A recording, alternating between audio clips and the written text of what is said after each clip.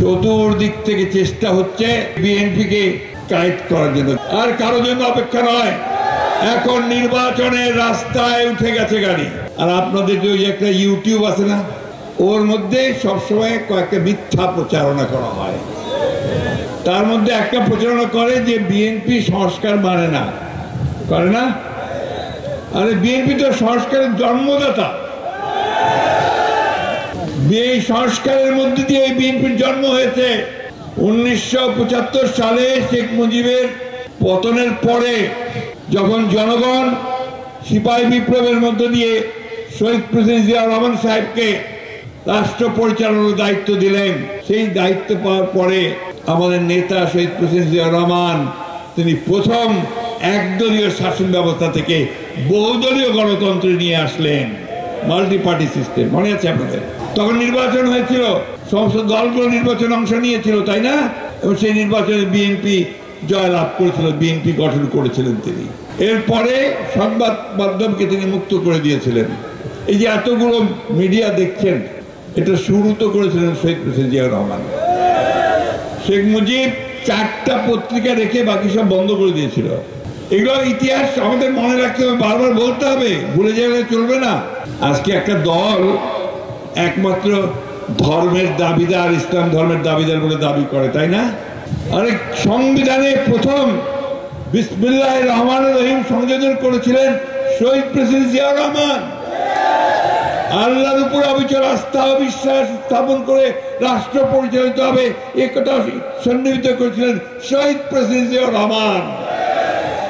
এখন তারা বলে যে বিএনপিকে তারা অন্যভাবে চিহ্নিত করতে চায়। বন্ধুগণ, আমি কথাই সেই জন্য বললাম যে সংস্কারের ধারক বাহক জন্মদাতা হচ্ছে বিএনপি। বিএনপিকে সংস্কার শেখাতে হবে না, বিএনপি সংস্কারের জন্ম দেয়। আজকে কিছু কিছু মানুষ চেষ্টা করছে নির্বাচনকে ব্যাহত করবার জন্য। যখন বাংলাদেশে 1 বছর আগে একটা ভয়াবহ দানবীয় শক্তি জনগণ ছাত্র জনতার উত্তাল আন্দোলনের মধ্য দিয়ে দেশ ছেড়ে পালিয়ে যেতে বাধ্য হয়েছে, তাই না? দেশটা মুক্ত হয়েছে মনে হয় না যে আমরা একটা স্বাধীন দেশে আছি, মনে হয়।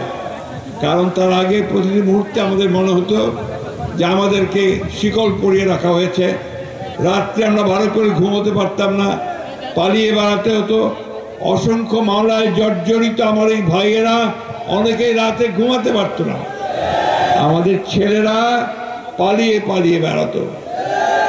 মামলা মোকদ্দমা, জেলে যাওয়া নিত্য নৈমিত্তিক ব্যাপার হয়ে দাঁড়িয়েছিল। আমাদের মা বোনেরা কেউ নিরাপদ ছিল না।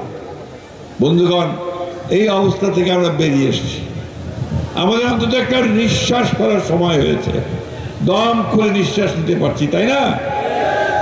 আমরা সবাই মিলে, ছাত্ররা, আমরা জনতার রাজনৈতিক দলগুলো সবাই মিলে আমরা একটা অন্তর্বর্তীকালীন সরকার গঠন করছি প্রফেসর ইউনূসের নেতৃত্বে, তাই না? প্রফেসর ইউনূস আমাদের কাছে একজন নিঃসন্দেহে অত্যন্ত শ্রদ্ধার মানুষ। তিনি নোবেল পুরস্কার পেয়েছেন, বাংলাদেশের মানুষ মুখ উজ্জ্বল করেছেন। পৃথিবীর সমস্ত দেশের নেতারা তাকে সম্মান করে, মানুষেরা সম্মান করে। আমরা সেই জন্যই তাকে দায়িত্ব দিয়েছি যে তিনি সম্পূর্ণ নিরপেক্ষ থেকে একটা নিরপেক্ষ উপদেষ্টা মণ্ডলী তৈরি করে বাংলাদেশে একটা সকলের কাছে গ্রহণযোগ্য একটা নিরপেক্ষ নির্বাচন করবেন। সেই নির্বাচনে আমরা একটা নতুন পার্লামেন্ট, জনগণের প্রতিনিধি যেখানে থাকবেন সেই পার্লামেন্ট ও একটা সরকার পাবো, তাই তো নাকি? চেষ্টা করছেন এবং দেশে যে সমস্যাগুলো ছিল, আইন শৃঙ্খলা একেবারে ধ্বংস করে দিয়েছিল আওয়ামী লীগের সরকার, ফ্যাসিস্ট সরকার, সেটাকে ঠিক করে আনার চেষ্টা করছেন। যে অর্থনীতিকে ধ্বংস করে দিয়েছিল সেটাকে ঠিক করার চেষ্টা করছেন। ব্যাংকগুলো লুট করে সাফ করে দিয়ে বিদেশে পাচার করে দিয়ে বাড়িঘর তৈরি করে কিনে বাংলাদেশকে ঠুটো জগন্নাথ করে দিয়েছিল, সেই জায়গাটাও ঠিক করে নিয়ে আসার চেষ্টা তারা করছেন। তারা চেষ্টা করছেন একটা শান্তিপূর্ণভাবে নির্বাচন এভাবে কিভাবে করা যায় সেই জন্য বাংলাদেশের মানুষের দাবি অনুযায়ী কাঠামো অর্থাৎ আপনার সংস্কার করার কিছু কাজ তিনি করেছেন।